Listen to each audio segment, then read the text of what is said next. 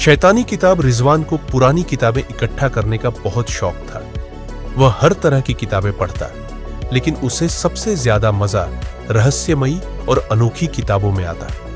एक दिन उसे शहर के एक सुनसान कोने में एक पुरानी किताबों की दुकान मिली। दुकान का मालिक एक अजीब सा बूढ़ा आदमी था, जिसका चेहरा पत्थर जैसा सख्त था। जब रिजवान ने उससे कोई रहस्यमयी किताब मांगी तो बूढ़े की आंखों में अजीब सा डर झलकने लगा। एक किताब है, लेकिन तुम उसे नहीं देखना चाहोगे, बूढ़े ने गंभीर आवाज में कहा।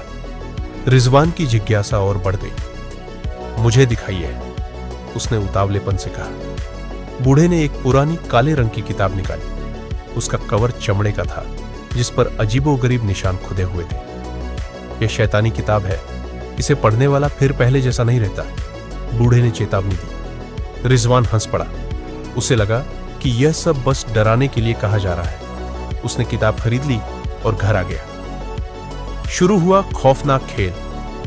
रात को जब रिजवान ने किताब खोलकर पढ़ना शुरू किया तो उसे महसूस हुआ कि कमरे में अजीब सी गर्मी बढ़ रही है। हर पन्ना पलटते ही हवा भारी होती गई। अचानक बिजली चमकी और कमरे के सारे बल्ब फट गए। रिजवान ने घबराकर किताब बंद कर दी, लेकिन तभी उसे लगा कि कोई उसके पीछे खड़ा है।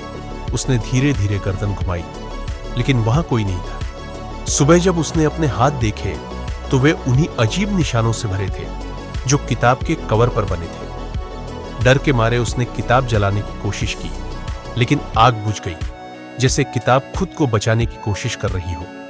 अब हर रात कुछ अजीब होने लगा। दरवाजे खुद ब खुद हिलते, शीशे टूट जाते और हर वक्त उसे ऐसा लगता कि कोई उसे देख रहा है। एक दिन जब उसने अपनी परछाई देखी तो उसे महसूस हुआ कि वह उससे अलग हरकत कर रही थी, जैसे कोई और उसके रूप में खड़ा हो। रिजवान ने इस रहस्य को सुलझाने की ठानी। उसने इंटरनेट पर खोजबीन की, लेकिन इस किताब का कोई जिक्र नहीं मिला। फिर उसने एक पुराने पुस्तकालय में जाकर किताबों के विशेषज्ञ से बात की। विशेषज्ञ ने किताब को देखते ही चौंक कर कहा, तुमने यह कहां से ली? एक पुरानी दुकान से, रिजवान ने जवाब दिया। विशेषज्ञ के चेहरे पर डर साफ नजर आ रहा था। यह किताब शापित है, इसे जिसने भी पढ़ा वह गायब हो गया या पागल हो गया।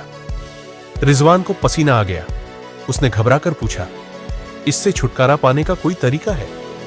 विशेषज्ञ ने कहा, इस किताब को आग में नहीं जलाया जा सकता। इसे सिर्फ उसी जगह वापस रखना होगा जहां से यह आई थी, वरना यह तुम्हारा पीछा कभी नहीं छोड़ेगी। आखिरी रास्ता या नई मुसीबत? अब रिजवान के पास बस एक ही रास्ता था। वह फिर से उस बूढ़े आदमी के पास गया, लेकिन जब वह उसी दुकान पर पहुंचा तो वहां कुछ भी नहीं था। न दुकान न बूढ़ा, बस एक जला हुआ बोर्ड पड़ा था, जिस पर लिखा था, जो इस किताब को खोलता है वह इसका हिस्सा बन जाता है। रिजवान का सिर चकरा गया। उसने चारों तरफ देखा, लेकिन वहां सिर्फ वीरान सड़क थी। अब वह किताब को कहां रखे? तभी हवा में किसी ने उसका नाम पुकारा, रिजवान। उसके रोंगटे खड़े हो गए।